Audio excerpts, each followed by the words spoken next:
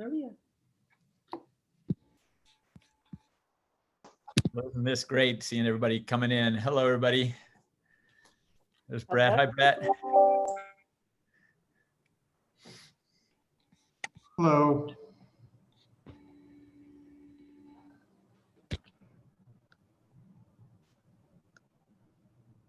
Karina, you got the probably best insight into how many people we will be waiting for to bring on and when a good time to start would be. When you think we're at critical mass, we've got a lot to cover tonight, so we don't want to wait too long. But and a lot of people have joined already, which is wonderful. Yes, we will be starting, I think, in about 2 minutes, just to give a couple people that got their reminders on their phones to hop on the call. I also, for everyone that's on the line now, I just wanted to let you all know that you're being recorded, so we can use this in recording later on. So just wanted to let you know. And if you don't feel comfortable being on the screen, please let me know in advance.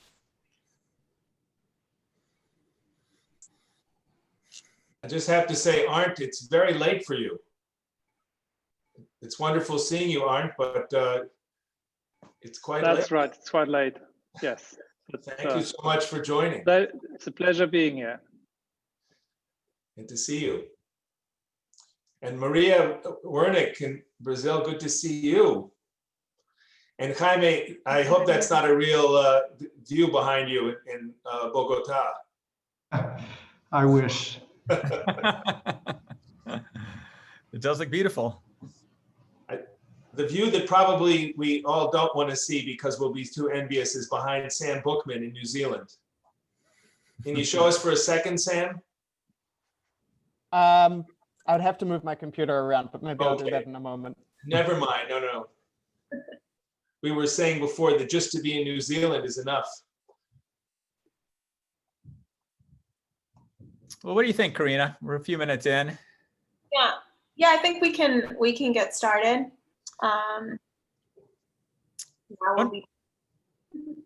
Wonderful. Well, welcome, folks. I'm Ted Maynard. I'm chair of the Vance Center Committee, and delighted to just kick this off. This annual celebration of pro bono excellence is something that the Vance Center has hosted each year about this time, and this is the first, of course, Zoom meeting. We look forward to doing this again in person someday, presumably next November, with these vaccines coming. We're all very optimistic about that. But it's great to have everybody here by Zoom. It's really, really a great pleasure. My apologies for having gotten so excited about this yesterday that I wanted to host it yesterday evening when it was everybody's calendars for tonight, not tonight, yesterday. Thank you for putting up with that. We've got a very exciting program ahead tonight. We're going to hear from 5 different law firms. We're going to hear from Marie-Claude Jean-Baptiste about some work done in her human rights program. We're going to hear from law firms working with Susan Kath in the environmental program, and law firms working with Alex Papachristou, our executive director in the good governance program. And you'll also hear from Marie-Claude, Susan, and Alex later this evening. Marie-Claude very soon. We are delighted to have, in anticipation, because I don't believe she's here yet, Sheila Boston, the relatively new still and current president of the New York City Bar Association. She was to open this evening up, but is delayed in a deposition and hopes to be here before we close to give some remarks. Sheila has been a longtime participant in the Vance Center's work, having traveled several times to South Africa to help us with our visiting African lawyers program that started in South Africa and has since expanded into Kenya, Ethiopia, Nigeria, but the South Africa part was where we kicked it all off. Just on that, and before turning this over, I think to Marie-Claude, I just wanted to mention one other important person to the Vance Center who was there at the very beginning, and that's Mike Cooper of Sullivan and Cromwell, former president of the former executive director and president, of the City Bar. Sheila's predecessor many years ago, was president of the City Bar when the Vance Center got launched back in 2001. Mike, at age 84, sadly died very recently of COVID. and is a great loss for New York, a great loss for the City Bar, a great loss for the Vance Center. Had been there from the very beginning and helped get us going. He, in fact, inspired me to join the Vance Center with some very compelling remarks that he gave at a pro bono launch in Latin America in Santiago, Chile in 2001. And he was just inspirational to so many. And within a few years of his remarks and that initial conference, we had 500 law firms, including Jaime's office in Bogota, signing the declaration, the Pro Bono Declaration of the Americas, committing to do pro bono from really zero in any formal way prior to that. So we'll miss Mike very, very much, and our condolences to his colleagues, to Werner Allers and Enosi Niata, who are on our committee from Sullivan and Cromwell, and all your partners and colleagues. With that sad note, but with just all the great things that Mike helped launch, I'd like to get the evening going. So why don't we turn it over to Marie-Claude Jean-Baptiste to start with the substantive part of the program. And thank you again for coming. Thank you, Ted. Just want to make sure my microphone is working. Okay. Good evening, everyone. It is a pleasure to be with you tonight to celebrate our law firms. But I'm also pleased to give you a brief overview of the Human Rights Program and some of our accomplishments over the past year. This has been a challenging year for human rights, to say the least, not only here in the US, but around the world. The Human Rights Program has been at the forefront of many of these crucial challenges, from protecting LGBT rights in South Korea, supporting accountability for atrocity crimes in Myanmar, assisting a just and fair transition in the Gambia, to leveraging the lessons learned into Me Too movement in the US to inspire similar reforms in Latin America. In addition, our Women in Prison project, now in its third year, completed a groundbreaking report on women incarceration in Sierra Leone and engaged in advocacy with the African and Inter-American Human Rights Commissions on the impact of COVID-19 restrictions on women in prison. But there is one particular initiative that I would like to highlight this evening, and that is the Business and Human Rights Initiative. This is an initiative that we launched 6 years ago within the Human Rights Program with the twin objectives of providing pro bono support to clients and raising awareness of the increasingly important field of business and human rights. Our work within this initiative is grounded in the UN Guiding Principles on Business and Human Rights, or UNGPs, that have become the gold standard for business and human rights practice. The principles are based on 3 pillars: the state duty to protect human rights, the corporate duty to respect human rights, and the duty of both states and corporations to remedy human rights violations. In the pro bono representation area this past year, we have joined a project of the United Nations, the OECD, and the International Labour Organization on access to remedies for business-related human rights violations. We are conducting research on laws, jurisprudence, and practice in 5 Latin American jurisdictions to identify best practices and gaps on access to remedies and to make recommendations for improvement. As part of our objective to raise awareness of business and human rights, especially within the legal profession, we took a proposal to the City Bar Association for the association to engage formally with the UN Guiding Principles by setting up a business and human rights working group. Our proposal was enthusiastically accepted by the City Bar leadership.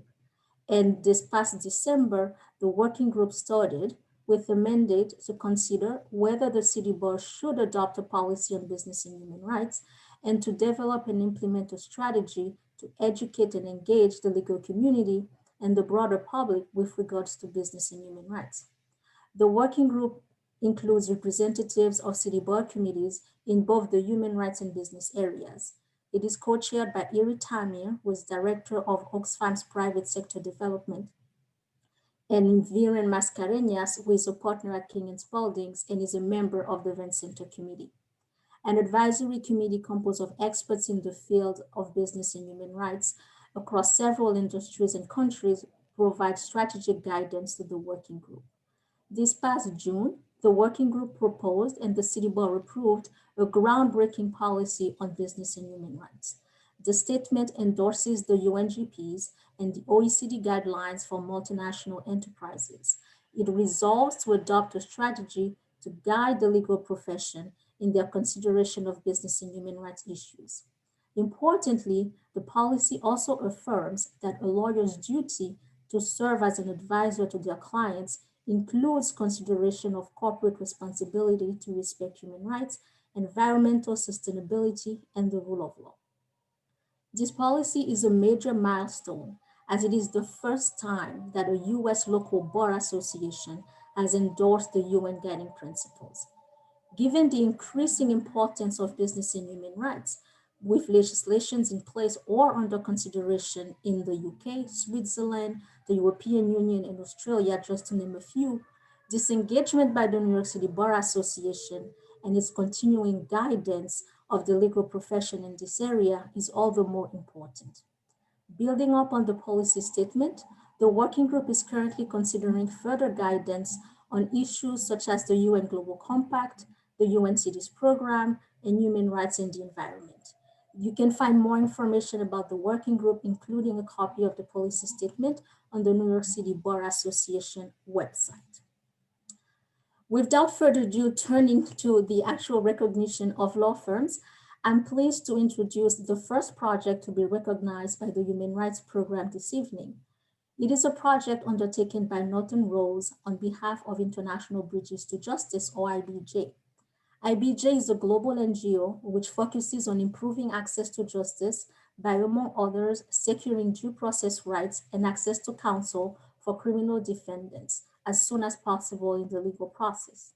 Northern Rose have provided extraordinary and tailored support to help IBJ secure intellectual property protections that are sufficient to protect a series of innovative online tools to allow pretrial detainees and their relatives to secure representation as soon as they are arrested, and to allow criminal defenders from around the world to connect, share information, receive support, and access training and resources.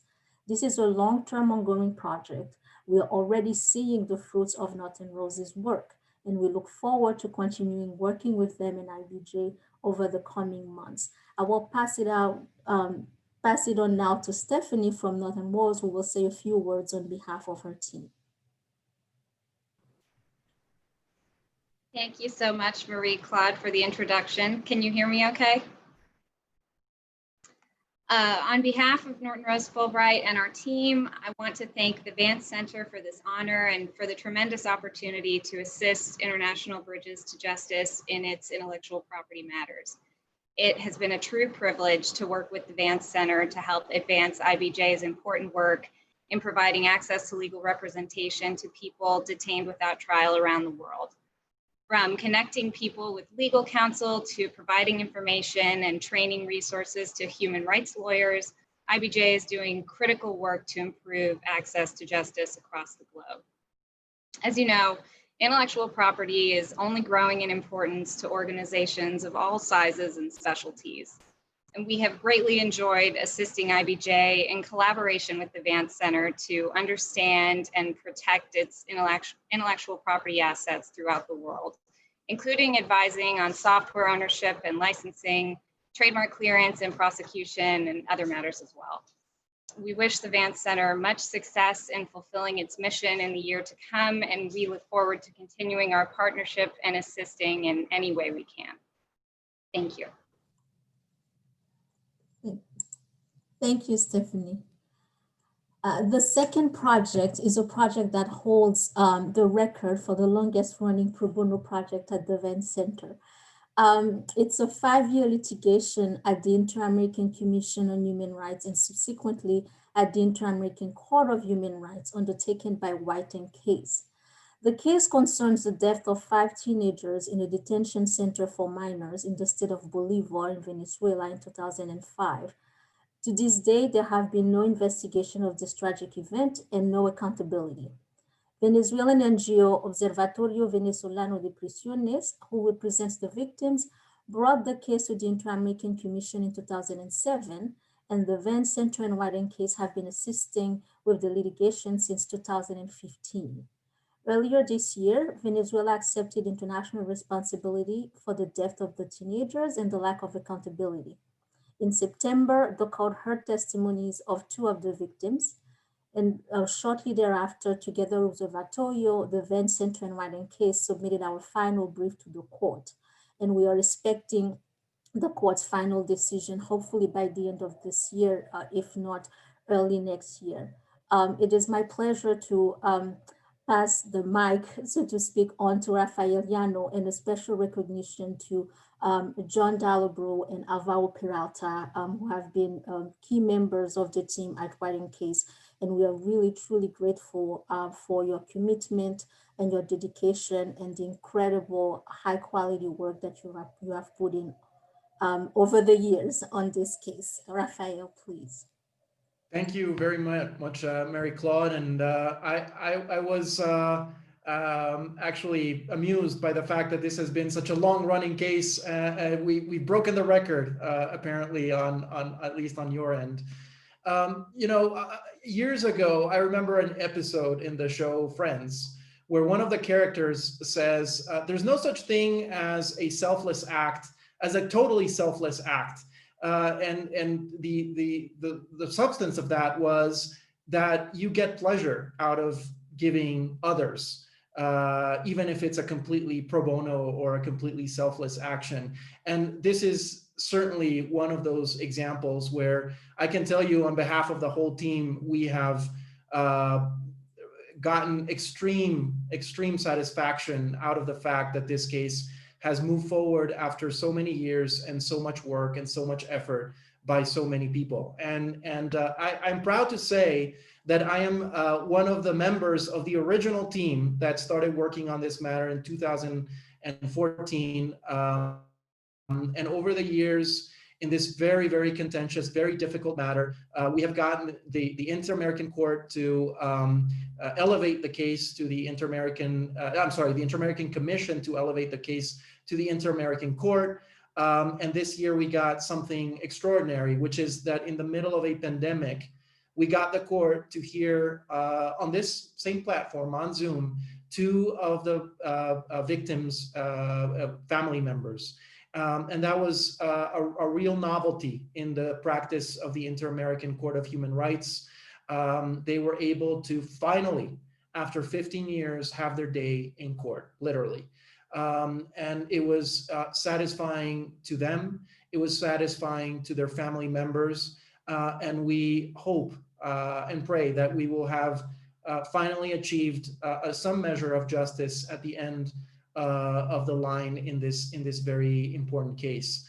I want to take the opportunity to thank the many, many members of the White and Case team who have helped on this over the years. The list is very long to name them all, but they know who they are, and many of them are on this call. But I want to also invite my colleague, my friend, my partner, Jonathan Hamilton, who is also connected on the line to give a few words on our behalf. Thank you very much again, Mary Claude, and to the Van Center. Thank you very much, Rafael. I just want to underscore to Alex and everyone on the Van Center committee and affiliated with the Van Center, the great pleasure it is for White and Case to collaborate on diverse projects over many years. Some of the other key projects that we've done have related to issues such as amnesty and truth and reconciliation issues, examining comparative law issues in collaboration with other law firms, and of course with the Van Center staff. And so this to us is, you might say, a jewel of a matter, but consistent with our long-term commitment to the Van Center. And we thank you very much for the collaboration.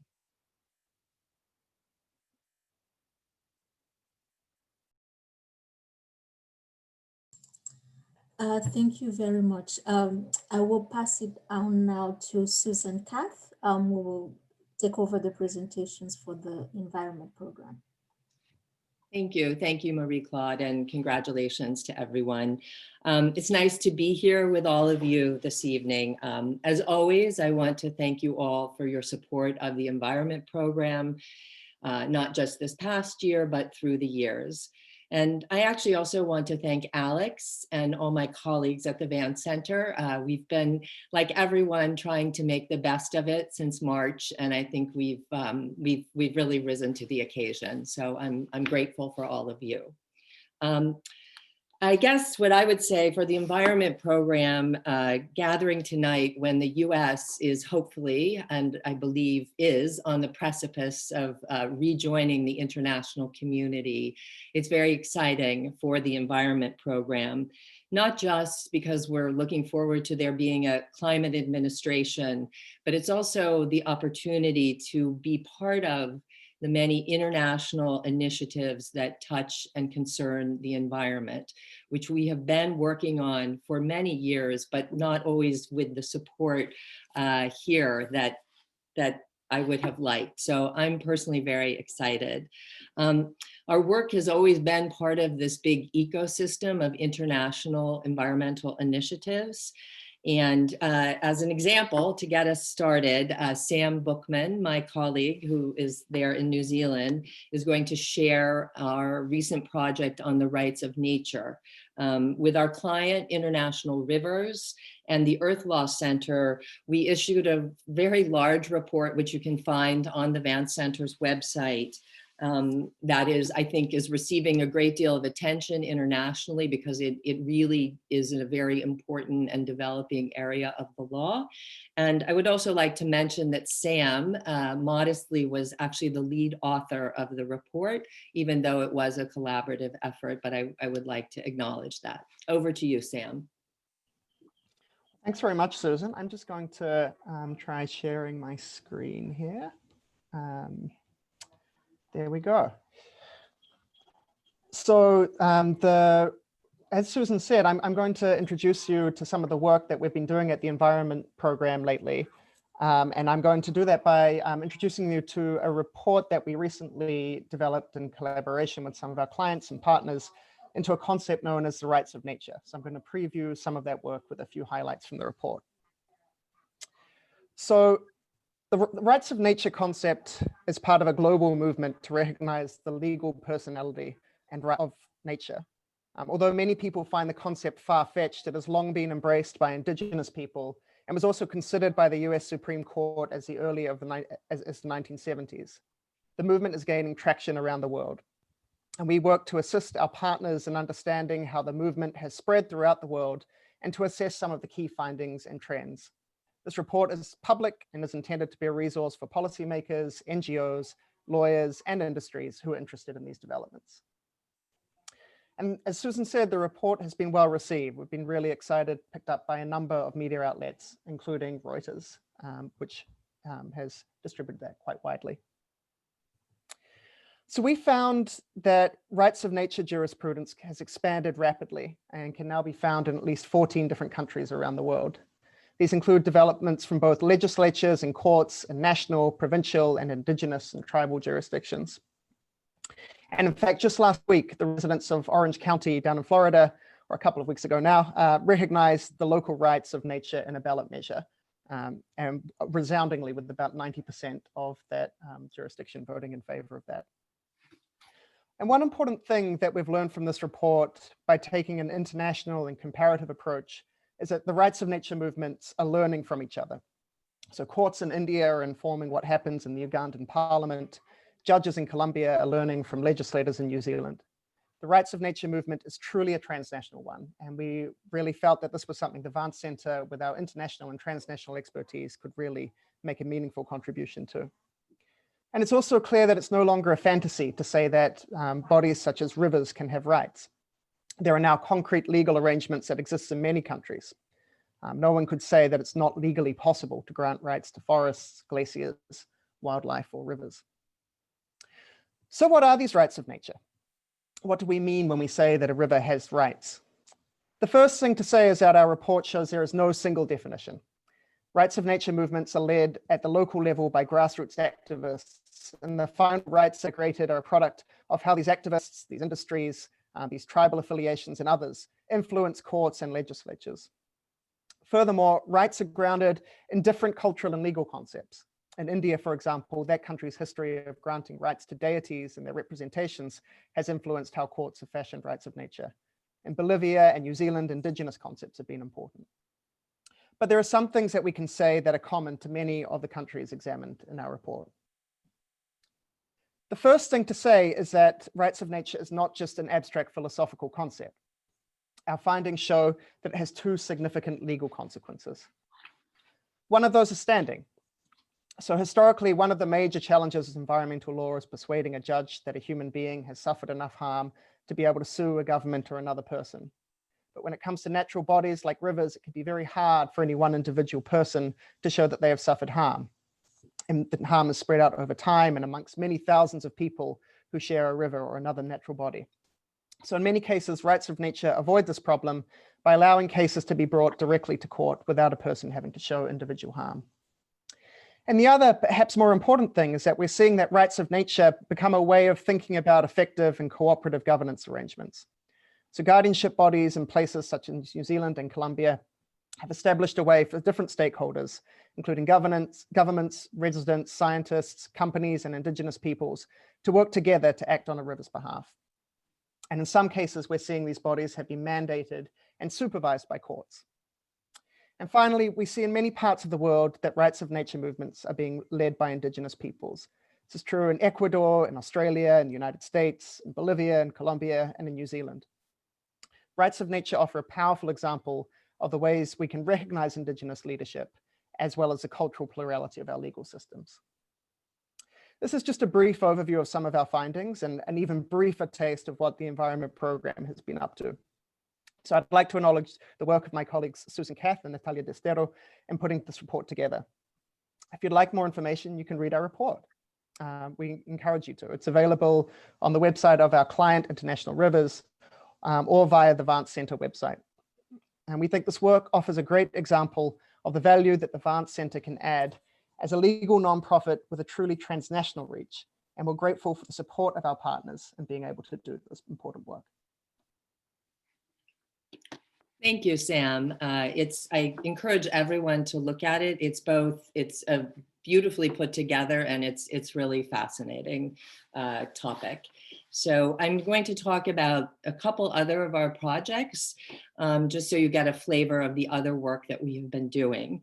One matter which I've talked to at least some of you about many times before is our work on the right to a healthy environment, which is work that we have been doing now in the Environment Program for 6 years. I'm very delighted to say that the work reached a very critical point this year, especially really in September, where there's now just a global swell for supporting the recognition of the right to a healthy environment.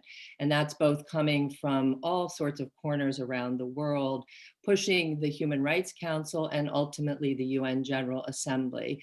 And actually our own city bar issued a letter report. I think it was among the first acts of when Sheila Boston came into the bar, recognizing the right to, that the UN should basically recognize the right to a healthy environment. That work, it came out of the International Environmental Law Committee, which I was a member of, along with my colleague Natalia. But it's really important that the bar took the time and issued this report, and it really built on the work of the Vance Center and the team of lawyers who have worked on this issue.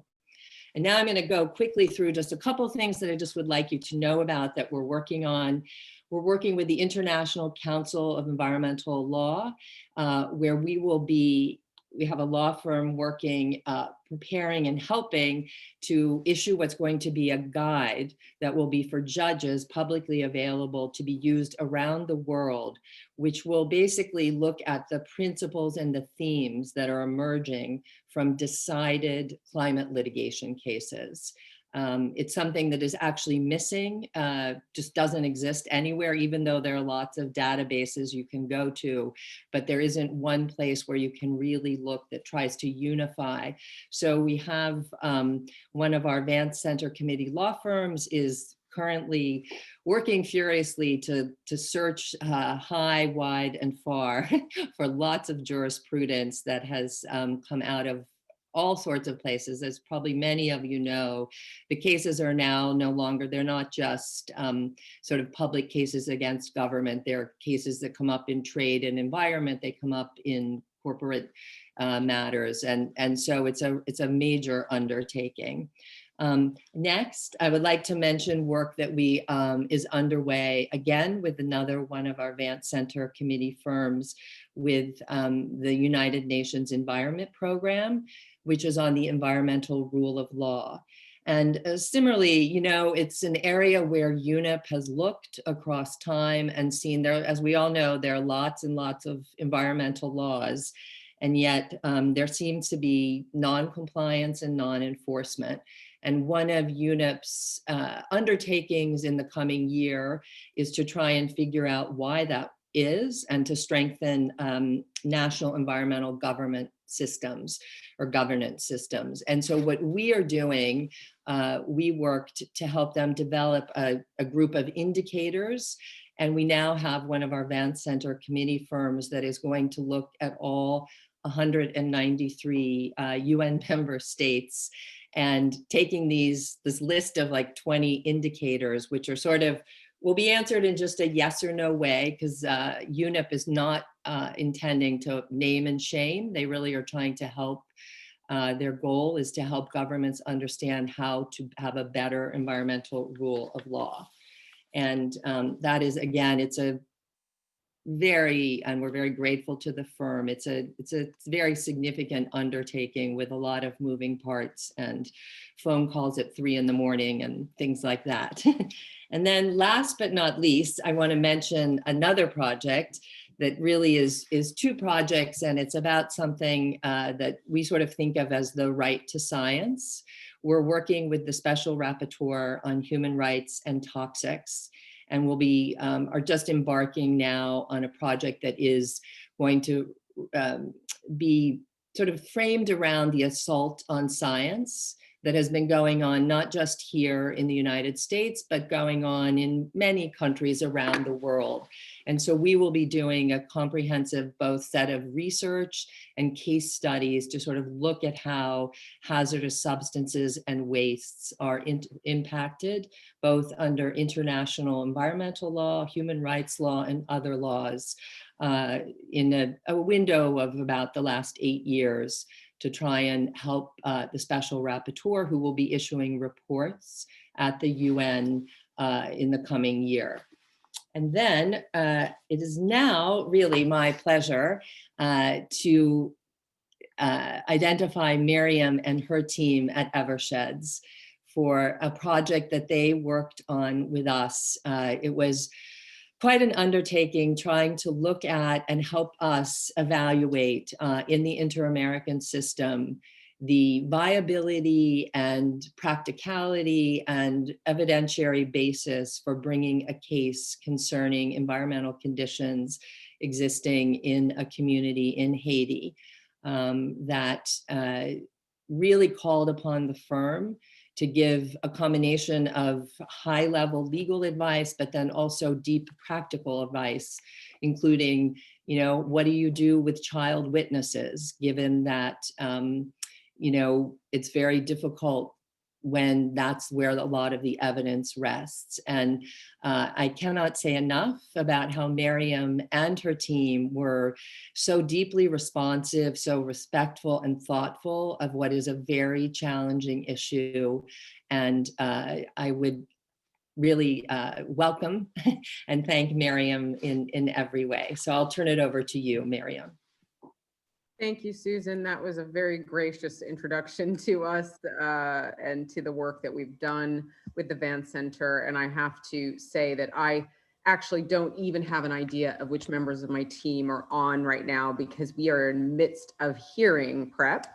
So it's very possible that they're sitting there with a different time zone trying to prepare witnesses. But I'm speaking on behalf of Eversheds Sutherland as the firm, not just my team, who were phenomenal in the work that they did. But I speak on behalf of Eversheds to say that this is truly an honor for us. We take pro bono work generally very seriously, and we take the Vance Center and our relationship to the Vance Center not just very seriously, but it is one that is close to my heart, the relationship with the Vance Center and future work with the Vance Center, past work. This isn't the only project. Now, to speak to what Susan has said about this project, not only is the issue of environmental rights being human rights, and the right to a healthy environment being one that we want to advocate for and strongly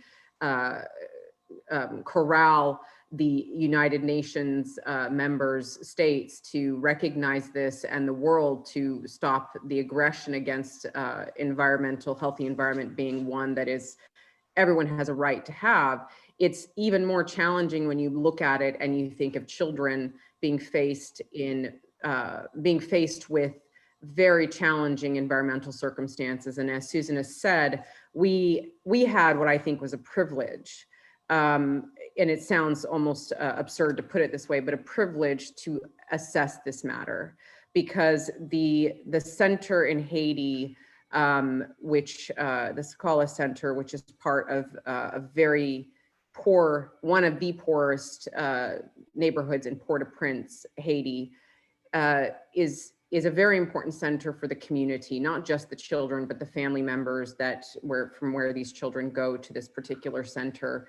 And the environmental challenges that they were facing were troubling. It wouldn't be the only country in the world or neighborhood in the world that would see these kind of environmental challenges, but it brought up issues of rights to dignity, right to a life of dignity as a child, right to a safe, clean, working and living environment, going to school, going to the center on a daily basis, and feeling that you are not unsafe and will not go home with problems on a health basis. So the right to dignity and to a life of dignity as a child is even that much more challenging when you think of it in the context of environmental standards. Now, I know we're short of time, so I'm going to make sure to just say a couple of things about it. We worked on this case, and as Susan said, one of the most interesting practical aspects was, how do you corral evidence? How do you get evidence from children, witnesses, especially when you are going against a state sovereign that might, in one way or another, if this is the worst case scenario, put children in a circumstance where they feel a bit threatened, or their families feel threatened to speak the truth about their circumstances, because the country itself does not want to face potential liabilities under the Inter-American Commission on Human Rights. So we did a lot of assessment on that. We analyzed the potential avenues for recovery, which involved exhausting local remedies, of course, before you even get to the point of submitting a report to the Inter-American Commission on Human Rights, and before it even be considered to go to the court at the Inter-American Commission on Human Rights. And so it was a great honor for us to go through that aspects, and probably one of the most interesting projects we were doing with the Vance Center, have done with the Vance Center. And again, it's a privilege because the environmental issues that we're all facing as a world, as a society, as global citizens, is incredibly important right now, but it's that much more important for our children. So I found it to be very a great privilege and honor to be asked to do that. And thank you, Susan, and thank you to the Vance Center for honoring us. We are very grateful to be working with you. Thanks very much. Thank you, Miriam. Now, I think I'm turning it over to you, Alex.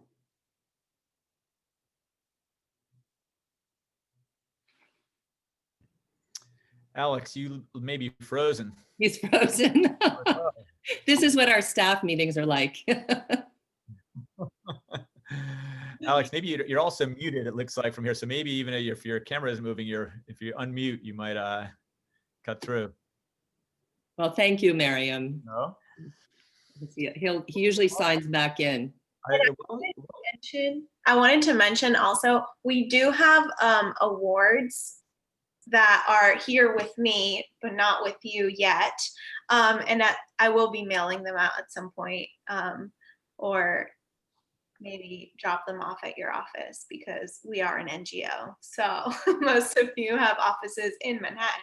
So I will hand deliver them. But yeah, they're very nice. Thanks, Karina. Alex, jump in if you arrive, but let me just take a minute while we're waiting for Alex to thank this amazing staff of the Vance Center. You've heard from Marie-Claude, you've heard from Susan, you'll hear from Alex, who runs the team as executive director. You've heard from Sam Bookman. We've got, we've got faces on the screen here that you'll see. Jaime Chavez Alor. You've been hearing from Karina. We've got Jorge Escobedo. We've got Adobe's on. Anyway, we've got we have just a brilliant team of incredibly hardworking, dedicated, passionate professionals who have been creating these wonderful projects that you've been hearing about tonight, working with clients, coming up with them on their own, working with Van Center committee members to come up with projects. But we're grateful to you all for your hard work. It's not been easy, all of you working from home. We know we miss seeing you in person, but thank you for keeping the Van Center so healthy and robust and active. And it's a great pleasure working with you all. Thank you very much, Ted. And I guess you jumped in when I disappeared. That's because the internet where I am chose that moment to break off. And if it happens again, please forgive me. It's wonderful to see everybody. Welcome, and thank you so much for joining. The good news is that even with my disappearance, we're on schedule to finish at 7 o'clock. And I'm grateful to my colleagues and those they invited to speak for keeping to that schedule. I hope I can do the same.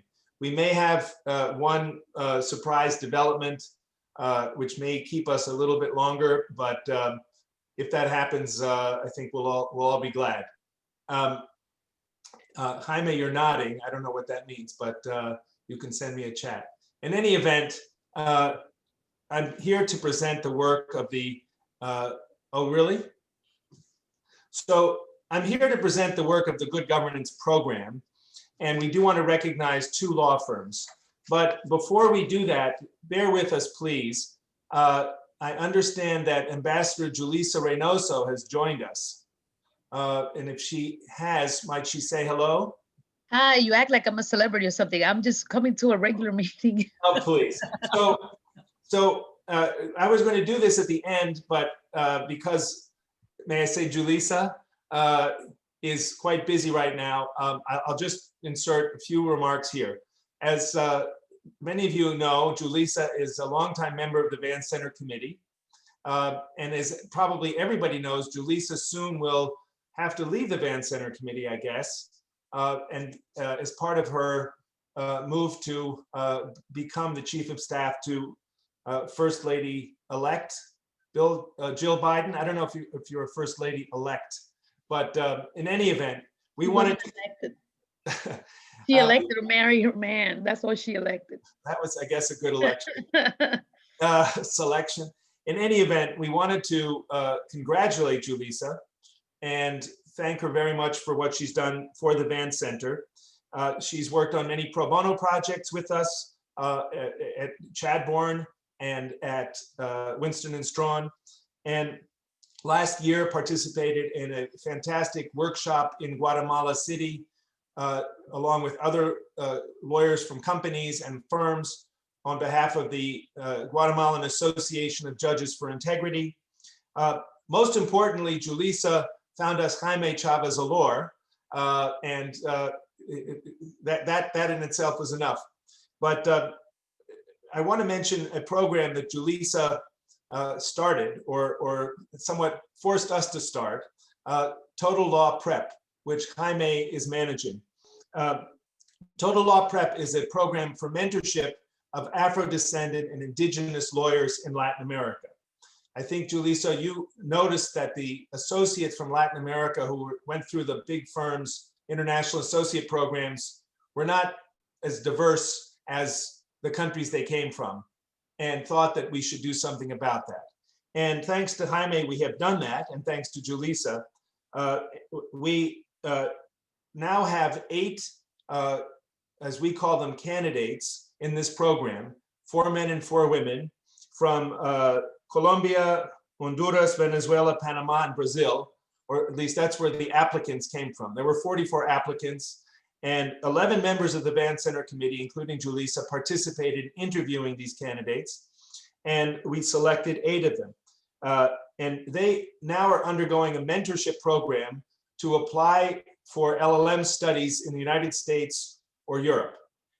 There are lawyers from Latin America and the United States working with these lawyers regularly to prepare them for applying to LLM programs. And we are at the same time finding scholarships for them. And Jaime has just learned that here are the 8 fellows and Julissa, that Fordham Law School will give scholarships to 3 of these lawyers. And we are still speaking with UCLA, UPenn, Columbia, and Duke about similarly providing scholarships to their LLM programs for these lawyers from Latin America. So without further ado, Julissa, thank you so very much for everything that you've done for us and forced us to do. And we will provide you with a plaque to commemorate your special recognition this evening. We didn't get it ready in time because the news came was it yesterday or the day before? Yesterday. And let us please wish you well. And we're so grateful that you're making a sacrifice to work on behalf of the government. And we're really comfortable to know that we're in such good hands as yours and the new administration. So thank you very much. Thank you. Thank you, everybody. Thank you, Alex. That was very kind of you to acknowledge these things. Obviously I'm just trying to be helpful and come up with crazy ideas and then ask you all to do it. And then it's nice to have people who actually listen sometimes to me.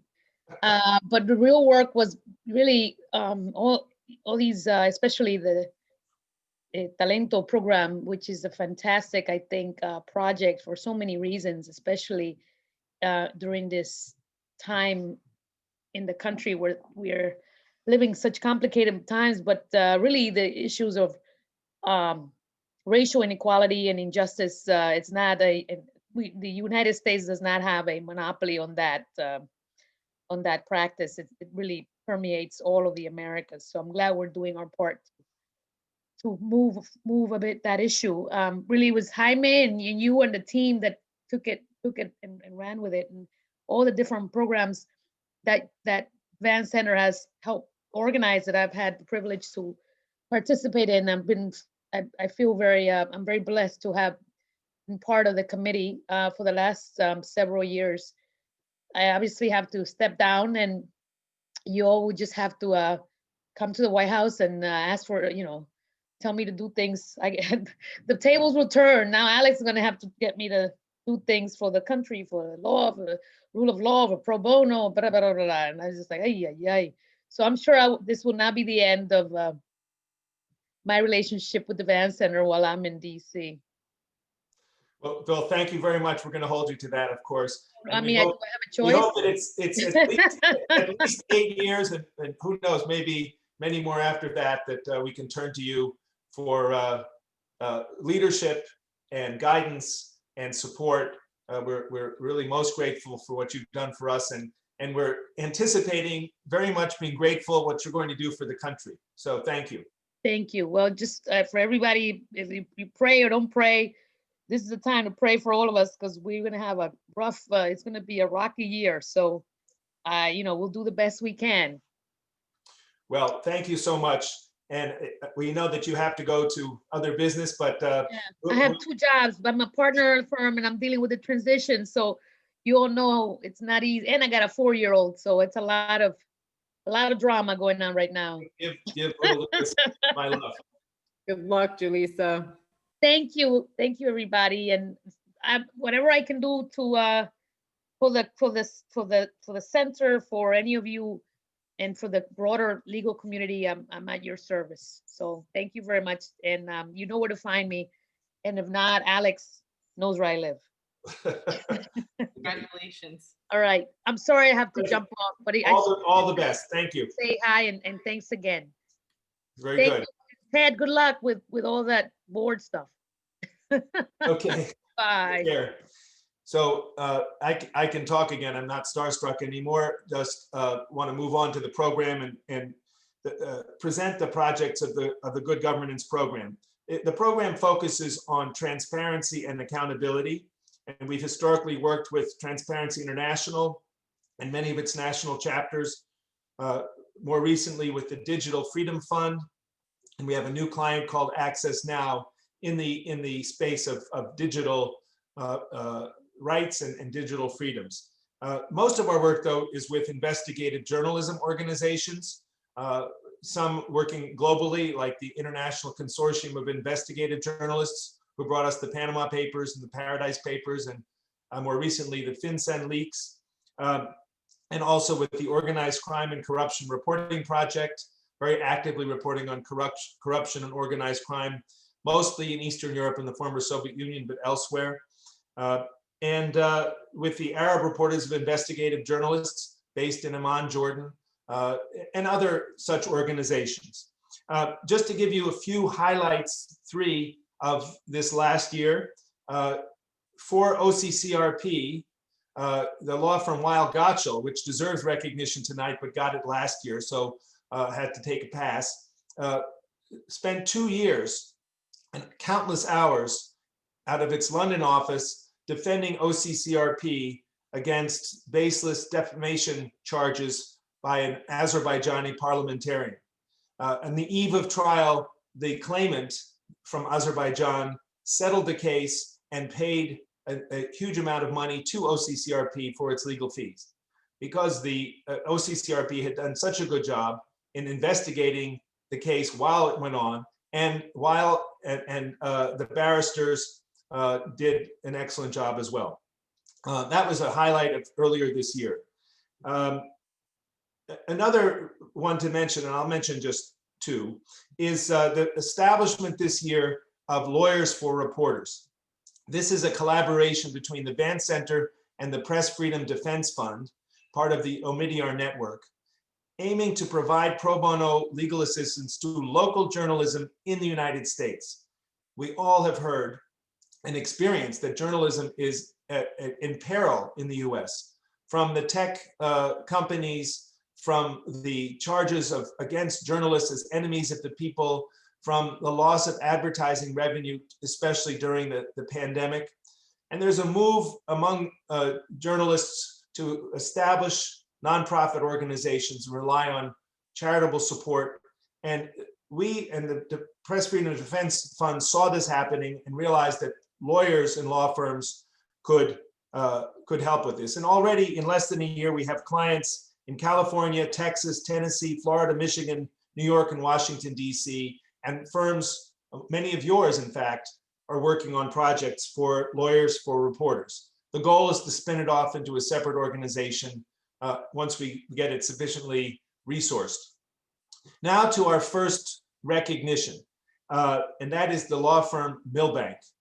We're greatly pleased to celebrate Milbank for a project on behalf of the national chapter of Transparency International in Panama. 11 lawyers from the firm in Frankfurt, New York, and Los Angeles, led by Dr. Stengel, who may still be awake, I hope, looked at the laws of Colombia, Costa Rica, Spain, the United Kingdom, Cayman Islands, and the other offshore jurisdiction, Delaware, to study how they define and regulate the concept of ultimate beneficial ownership. Panama passed a law requiring registration of ultimate beneficial ownership, but it has not sufficiently implemented that law. And so our client sought to study how other countries had done the same so that it could advocate for proper implementation in Panama. So congratulations to Milbank. I believe we have a video that the firm prepared, and we might also have some remarks, perhaps from Marcella. Yes, hi. Hi, Alex. You have Hello. Marcella here. Should we do the video first, Marcella? I think I'll do the remarks first. Oh, if please, that's by all okay. means. And welcome Okay. and congratulations. Thank you very much. So my name is Marcella. I'm a capital markets associate at Milbank in the New York office. And we're graciously thankful to the Vance Center for recognizing our work in the celebration of International Pro Bono Excellence and for partnering with us this past year to promote and advance economic justice. It has been a true joy for us to work with you this past year, and we are most grateful to the various members of your organization that made this project possible. Milbank believes that as lawyers, we have a responsibility to use the law to make a difference. Milbank has a long history of commitment to social justice work, including the promotion of racial equity, civil and voting rights, reproductive rights, LGBTQ rights, immigrant advocacy, the protection of survivors of domestic abuse or gender-based violence, economic justice, and environment and animal rights. In 2019, AM Law recognized Milbank as one of the top 10 law firms for breadth of commitment, during which Milbank devoted over 62,000 pro bono hours on nearly 700 matters throughout our offices in London, Germany, Singapore, and the United States. We are thrilled and humbled that our work on behalf of the Fundación para el Desarrollo de la Libertad Ciudadana, the Panamanian National Chapter of Transparency International, is being recognized here tonight. The work that our team is being recognized for is, as Alex mentioned, an international comparative analysis of ultimate beneficial ownership registries.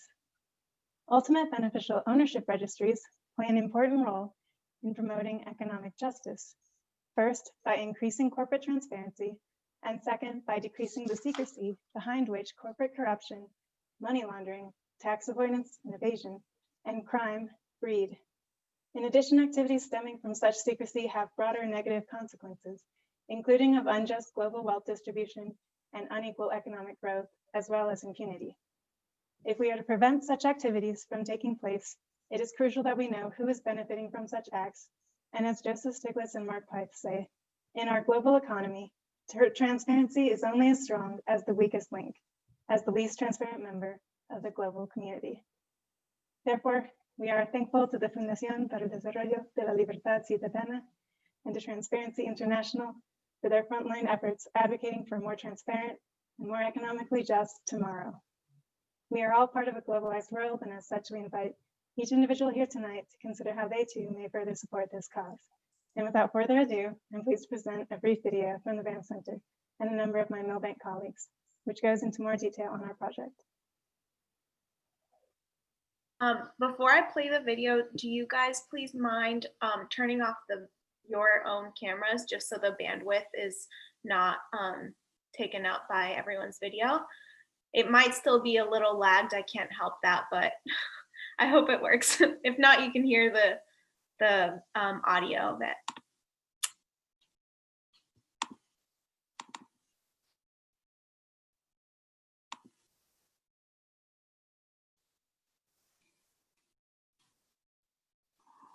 Hello, my name is Jaime Chavez-Alor. I'm the Latin America Policy Director at the Vance Center for International Justice. Milbank did an excellent job producing for Transparency International Panama a high-level review of the legislation, rules, and regulations applicable to registries of ultimate beneficial owners of companies in 7 jurisdictions around the world, showing great expertise and understanding of the topic. Milbank has provided an important contribution to local and international stakeholders to improve the normative quality and ensure a solid technical basis and success for registries of ultimate beneficial owners. This comparative analysis will particularly allow decision makers to make better decisions when establishing public policies and regulations. Congratulations to the Milbank team for this recognition. Hi, I'm Arndt Stenger, a corporate partner with Milbank in Frankfurt, Germany. When we got the opportunity to work for the Panama chapter of Transparency International, we were delighted. We prepared a comparative survey of the legal regimes in various countries that obligate a corporate entity to disclose the individuals that are the company's ultimate beneficial owners. To assist Transparency International, we did what we do ever so often here at Milbank. We fielded a multi-jurisdictional team of lawyers. We researched and analyzed the issues. We focused, explained, and combined the results.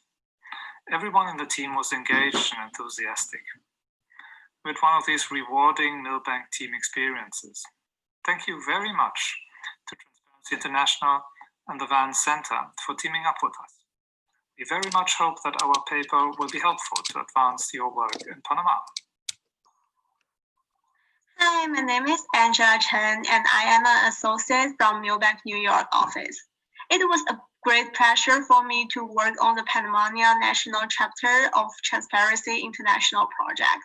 I want to thank the Vance Center and the Foundation to collaborate on the pro bono matters and provided such a great research opportunity for us. We hope our report can be helpful and hope to work with Van Center and the Foundation on more pro bono matters in the future. Thank you.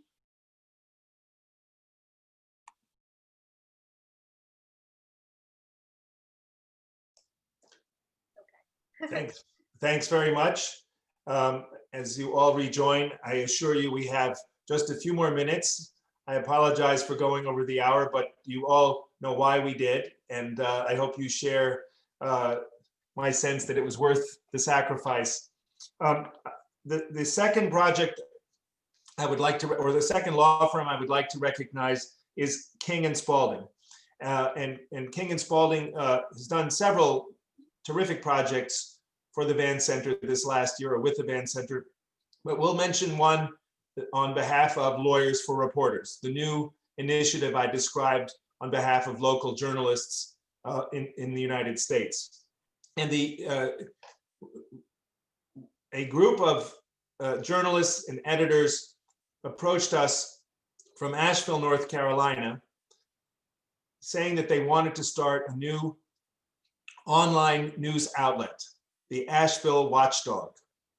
And they needed help to establish a nonprofit corporation and obtain tax-exempt status. We reached out to King and Spalding, and the Charlotte office responded. Two lawyers in particular, whom I think we'll see in a video as well. This came up really at the worst time, or I can't say that anymore, but very bad time in this pandemic. And these lawyers and the firm jumped into this matter, incorporated and obtained tax-exempt status in record time. I think the whole thing took less than 2 months. And the Asheville Watchdog was born, and it is doing a terrific job looking into local and statewide issues throughout North Carolina.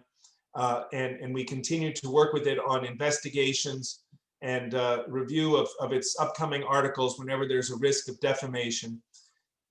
So many thanks to King and Spalding. And Alex, I saw you. You want us to play the video, or did you want to say a few words? Alex Kopek, if I say it right, is with us. Trace, I think, is here as well. Trace Rick, the two lawyers who did the project. And I think Karina will play the video, and then I'll just say goodbye to everyone, and we'll be off to dinner, or I can't say the movies, but at least dinner.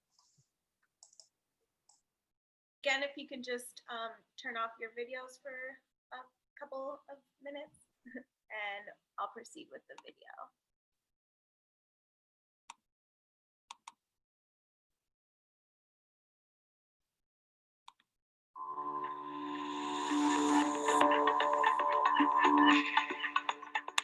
Good evening. My name is Trace Riggs. I'm an associate with King & Spalding, and I had the privilege of assisting the Asheville Watchdog team in the formation process and in achieving tax-exempt status with the IRS. There were a number of folks from King & Spalding who pitched in to help out, and we are all just excited for big things ahead for the Asheville Watchdog team, and we're grateful that we got to play a small part in the initial steps of this journey for them achieving permission. Good evening, and thank you, Trace. My name is Alex Kobeck, and I'm counsel at King & Spalding. I too help the Asheville Watchdog team. We are so honored to be a part of this team. Their mission is, I quote, providing news and analysis that promotes civic understanding and participation. And they have done just that in the Asheville community.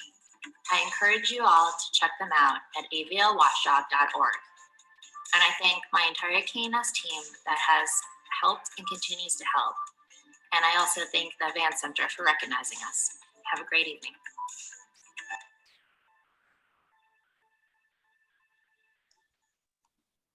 Thanks very much. I know I promised a quick goodbye, but I'm afraid we have to ask your indulgence for another minute or two. Joining us just a minute ago by telephone, Doug Castle of King & Spalding. Doug, are you there?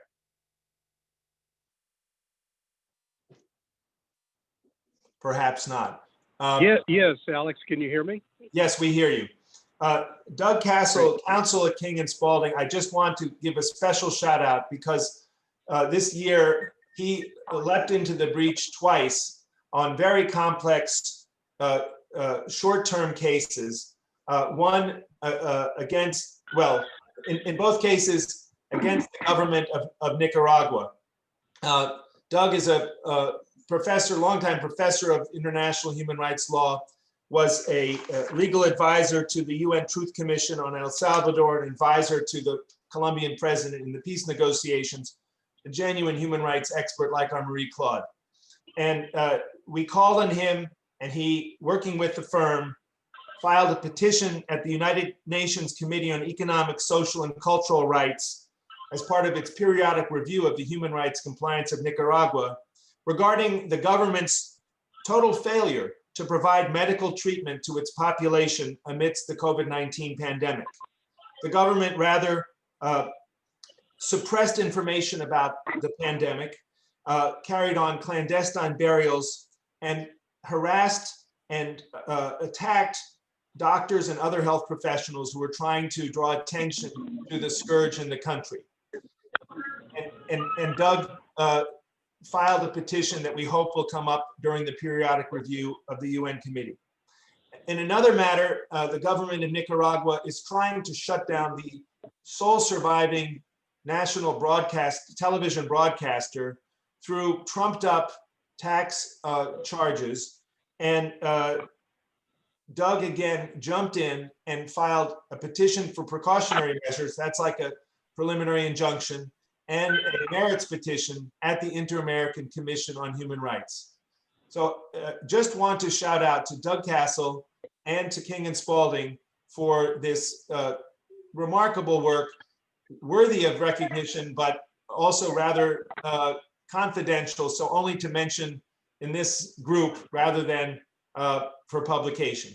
But thanks again, Doug, and thank you, Viren, for bringing us Doug and for being King and Spalding's member of the Vance Center Committee. Thank you so much, Alex. Yes, the word is thank you so much, and congratulations to everyone who supports the Vance Center with its array of wonderful work. Well, thank you, and thank everyone. We're a few minutes past the hour. I apologize for that. Wish you all safety and health, and perhaps a good dinner if it's that time. Arndt, I wish you a good night's sleep. And thank you all very, very much for joining the Vance Center in this fantastic work and in this evening, and in all the other ways that you do.